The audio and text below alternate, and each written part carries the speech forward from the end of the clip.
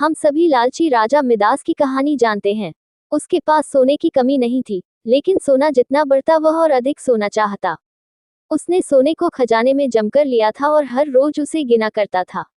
एक दिन जब वह सोना गिन रहा था तो एक अजनबी कहीं से आया और बोला, तुम मुझसे ऐसा कोई वरदान मांग सकते हो जो तुम्हें दुनिया में सबसे ज्यादा खुशी दे। राजा खुश हुआ और उसने कहा, मैं चाहता हूँ कि जिस चीज को छूं वह सोना बन जाए।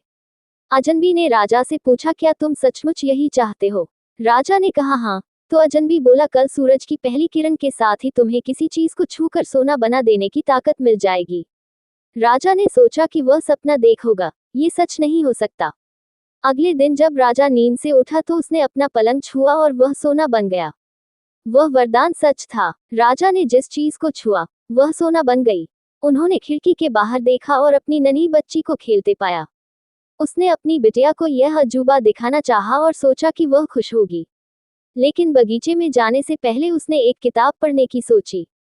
उसने जैसे ही उसे छुआ वह सोने की बन गई। वह किताब को पढ़ न सका।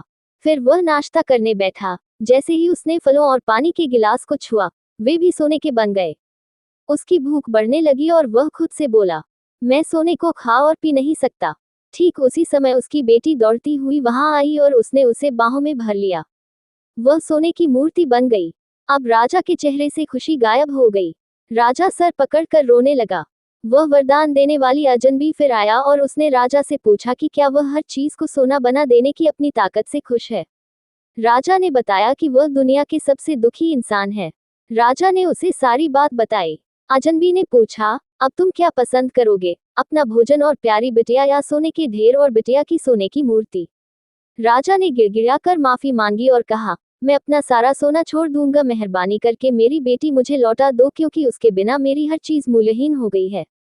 अजनबी ने राजा से कहा, तुम पहले से बुद्धिमान हो गए हो, और उसने अपने वरदान को वापस ले लिया। राजा को अपनी बेटी वापस फिर से मिल गई और उसे एक ऐसी सीख मिली जिसे वह जिंदगी भर नहीं भुला सका।